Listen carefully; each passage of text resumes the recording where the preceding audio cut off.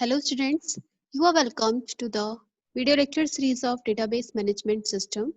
In this video lecture, we will see three-level schema architecture, and we will study about data independence in DBMS. So students, in this video lecture, first we will cover schema architecture, and then we will see what is data independence. So here we go with our first topic, that is three schema architecture. So students, in three schema architecture there are three levels. Our first level is external level, second level is conceptual or logical level, and third level is, as we can see here in this diagram, internal level, right? So what we do in all the levels, we will study that. In theory, three schema architecture, first one is external level. तो अगर students external level की बात करें तो external level को, इस जो में यहाँ पर डायग्राम में दिख रहा है, एक्सटर्नल लेवल को हम व्यू लेवल भी बोलते हैं, राइट? तो व्यू लेवल का क्या काम होता है? View level describes the part that a particular user group is interested in and hides the remaining database from the user group. For example, let's say हमारे पास यहाँ पर एक यूजर है, let's say this is user 1 and this is user 2. सो हम क्या चाहते हैं कि यूजर 1 के लिए अलग विंडो खुलकर आए, यूजर व्यू को कुछ कंटेंट हाइड हो, और यूजर 2 के लिए कुछ अलग पर्टिकुलर कंटेंट हाइड हो, राइट? तो यूजर 1 के लिए अलग व्यू लेवल बना देना और यूजर 2 के लिए अलग व्यू लेवल क्रिएट करना, ये थ्री टियर स्कीमा आर्किटेक्चर का एक्सटर्नल लेवल है. एक्सटर्नल लेवल क्या करता है कि पर्टिकुलर यूजर ग्रुप से जो इंटरेस्टेड, अगर कोई पर्टिकुलर यूजर किसी भी फील्ड में इंटरेस्टेड है तो उसे सिर्फ वही फील्ड शो हो, रिमेनिंग डेटाबेस उसको, उस यूजर ग्रुप को शो ना हो. तो ये काम होता है व्यू लेवल या फिर एक्सटर्नल स्कीमा का. Next we talk about logical और कॉन्सेप्चुअल स्कीमा या फिर कॉन्सेप्चुअल लेवल, राइट? तो कॉन्सेप्चुअल लेवल पर जो स्कीमा होता है उसे हम लॉजिकल या कॉन्सेप्चुअल स्कीमा बोलते हैं. एक्सटर्नल लेवल पर जो हमारा स्कीमा होता है उसे एक्सटर्नल स्कीमा या व्यू बोलते हैं. तो अब बात करते हैं कॉन्सेप्चुअल लेवल की. कॉन्सेप्चुअल लेवल क्या बताता है आपको कि what data is to be stored, हमें कौन सा डेटा स्टोर करना है, क्या डेटा हमें स्टोर करना है. फॉर एग्जांपल, लेट्स से एक एग्जांपल लेते हैं हम, एम्प्लॉय और डिपार्टमेंट का रिलेशन है, तो उसमें हम किस तरह से टेबल्स लेंगे, उन पर हम क्या कंस्ट्रेंट लगा सकते हैं, उनके क्या सिमेंटिक्स हो सकते हैं, और उसकी सिक्योरिटी इंफॉर्मेशन की नॉलेज कॉन्सेप्चुअल लेवल से मिलती है.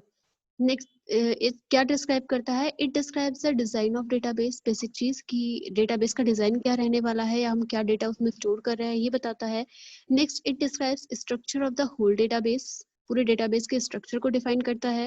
And describes what data is to be stored and relationship among the data, क्या डेटा स्टोर करना है और उस डेटा के बीच में रिलेशनशिप क्या रहने वाली है, right? So these are all the function of this conceptual level. Conceptual level पर हम बताते हैं कि क्या डेटा स्टोर करना है, उसके बीच कंस्ट्रेंट क्या होना है, सिमेंटिक्स क्या रखना है, और सिक्योरिटी इंफॉर्मेशन के बारे में भी नॉलेज कॉन्सेप्चुअल लेवल देता है. अब हम यहाँ देख रहे हैं कि स्टूडेंट्स, यहाँ पर जो लेवल हमारा स्कीमा है वो कुछ मैपिंग्स के थ्रू कनेक्टेड है, राइट? अब मैपिंग क्या हो रही है? एक्सटर्नल लेवल को हम मैप करते हैं किससे? कॉन्सेप्चुअल लेवल से. जैसे हम यहाँ पर देख रहे हैं क्या क्या मैप किया हुआ है, ये एरो की हेल्प से, ये एरो बना रखा है. इन एरो को हो रहा है कि एक्सटर्नल लेवल और कॉन्सेप्चुअल लेवल मैप हो रहे हैं. सिमिलरली कॉन्सेप्चुअल लेवल और इंटरनल लेवल मैप्ड है. तो अब बात करते हैं थर्ड लेवल की, जो कि इंटरनल लेवल है. इंटरनल लेवल बताता है how data is stored, right? Conceptual level बताता है what data to be stored, internal level बताता है how data will be stored in a block, किस तरह से आप ब्लॉक में डेटा स्टोर करोगे. It also gives a knowledge about space allocation, की कितना स्पेस हमें अपने डेटा को स्टोर कराने के लिए चाहिए. It also gives the information about file system. It deals with data compression या एनक्रिप्शन. तो ये सारी चीजें हमारे फिजिकल लेवल पर होती हैं. अब इस इंटरनल लेवल को हम बोलते हैं, यहाँ पर जो स्कीमा होता है उसे हम बोलते हैं फिजिकल या इंटरनल स्कीमा भी बोलते हैं. तो इंटरनल लेवल स्कीमा हमारा क्या बताता है? How data will be stored in the block. This level is used to describe complex low level data structure in details, right? तो ये क्या बताता है? Complex data, low level data structure को डिटेल में इन्फॉर्म करता है. तो अब हमने बात की थी स्टूडेंट्स मैपिंग की. तो अगर हम यहाँ पर देखें कि ये जो मैपिंग हो रही है एक्सटर्नल लेवल से कॉन्सेप्चुअल लेवल की, इस मैपिंग को हम बोलते हैं क्या? इस मैपिंग को कहा जाता है external mapping. And similarly conceptual से जो इंटरनल लेवल की मैपिंग हो रही है इसको हम बोलते हैं इंटरनल मैपिंग. तो अगर बात करते हैं हम यहाँ पर जो हमारी एक्सटर्नल मैपिंग और इंटरनल मैपिंग की बात कर रहे हैं, तो इन एक्सटर्नल लेवल और कॉन्सेप्चुअल लेवल जो कनेक्टेड है, हम किसके थ्रू, एक्सटर्नल मैपिंग से कनेक्टेड है।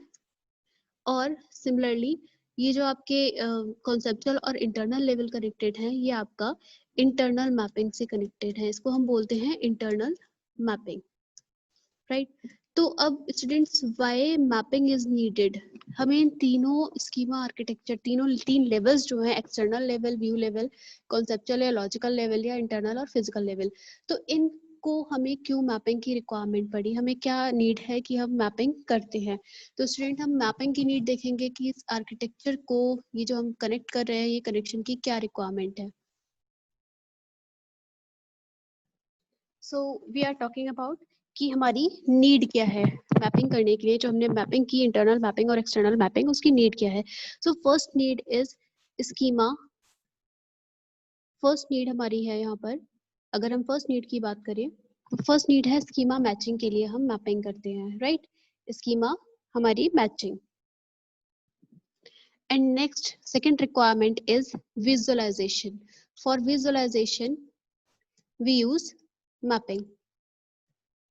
सो these two requirement are, for example ये दो रिक्वायरमेंट क्या फॉलो करती हैं, जैसे फॉर एग्जाम्पल हम लें ट्रांसफॉर्मेशन ऑफ रिक्वेस्ट। अभी ट्रांसफॉर्मेशन ऑफ रिक्वेस्ट क्या होता है, नीड ऑफ मैपिंग हमारी ये दो है, schema matching and visualisation.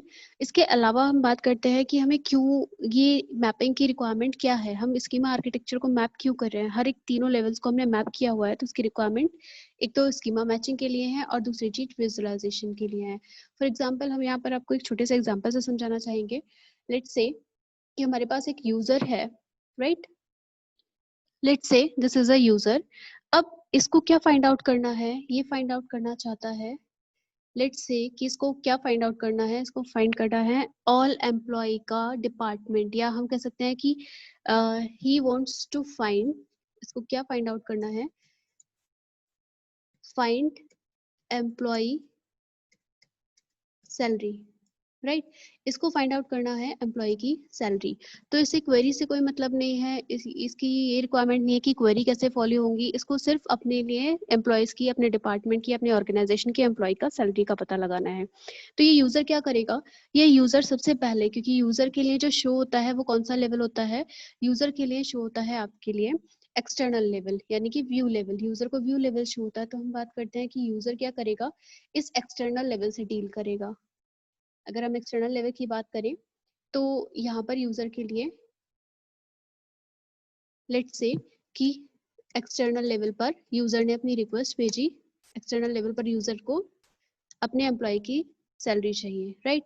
External level है। देन अगर रिक्वेस्ट क्या होता है, रिक्वेस्ट डेटाबेस में जाने से पहले एक्सटर्नल लेवल पर रिक्वेस्ट चाहिए कि यूजर रिक्वेस्ट कर रहा है कि उसे एम्प्लॉय की, अपने डिपार्टमेंट की एम्प्लॉय की सैलरी चाहिए।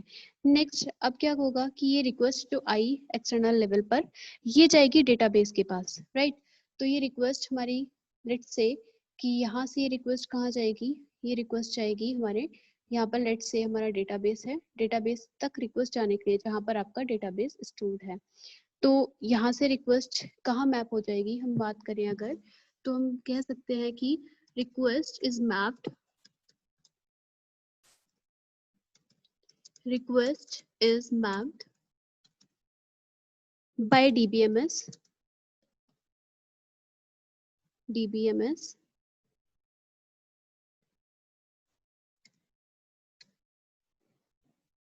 to internal schema for execution, to internal schema for execution, right. तो ये जो रिक्वेस्ट आई, एम्प्लॉय ने, जो यूजर ने रिक्वेस्ट भेजी एक्सटर्नल लेवल पर, एक्सटर्नल लेवल पर यूजर वर्क कर रहा है, तो ये एक्सटर्नल लेवल पर हमारी क्या होती हैं, एप्लीकेशंस होती हैं। हम बात करें तो यहाँ पर एप्लीकेशंस होंगी। तो ये रिक्वेस्ट डेटाबेस से जाने से पहले रिक्वेस्ट को मैप करेंगे डेटाबेस से, कैसे, इंटरनल स्कीमा के लिए।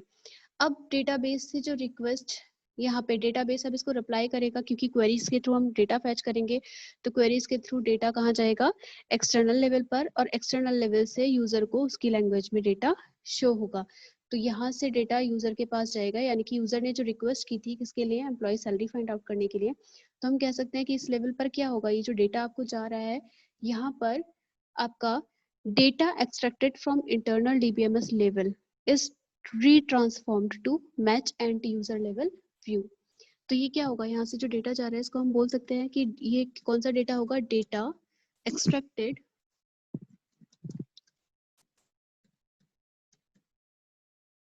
extracted from internal DBMS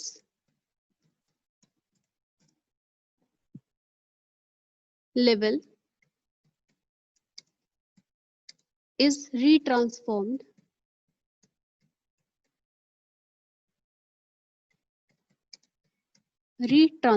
to match end user level.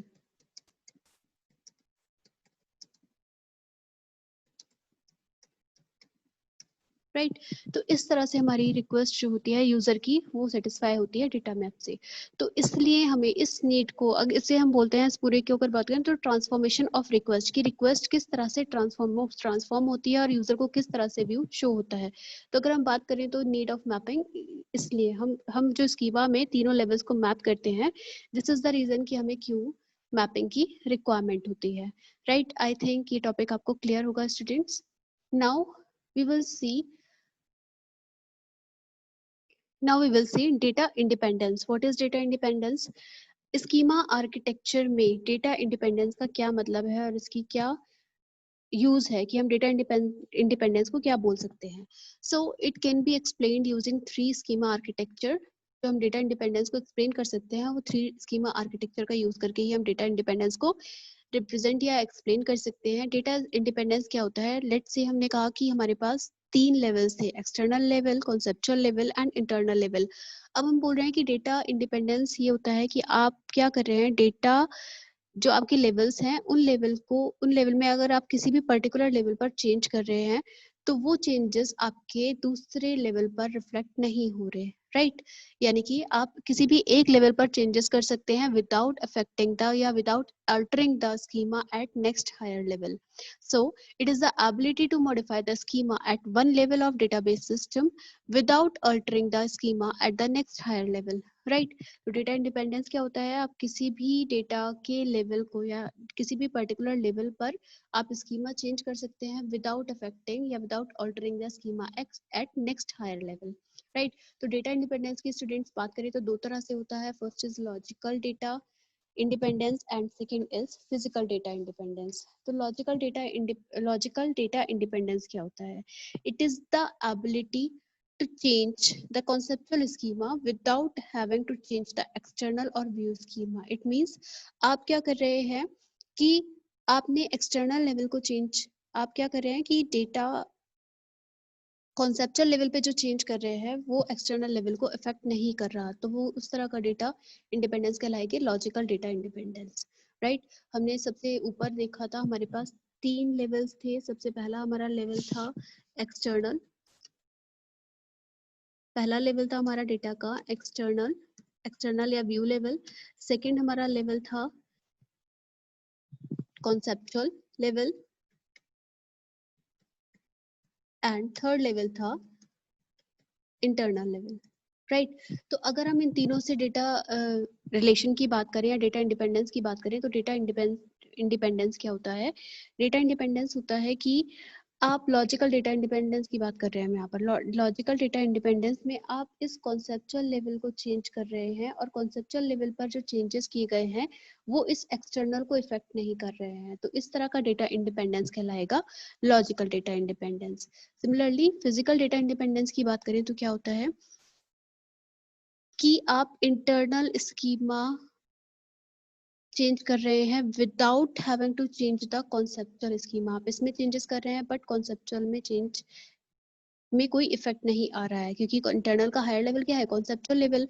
तो आप इंटरनल लेवल पर जो भी चेंजेस कर रहे हैं वो कॉन्सेप्चुअल लेवल पर रिफ्लेक्ट नहीं होगा।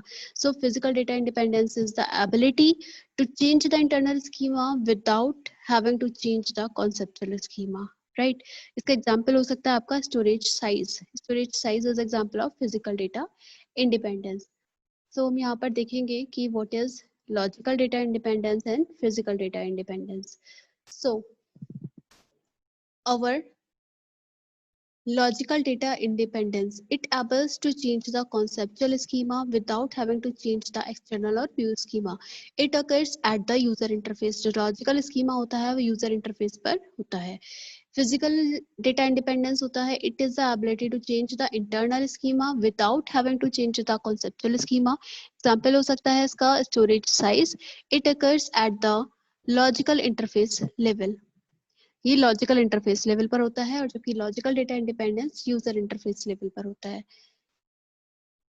So students, this was all about the 3-tier schema architecture and data independence. I hope you are clear with the lecture. Thank you students. Thank you so much for watching this video.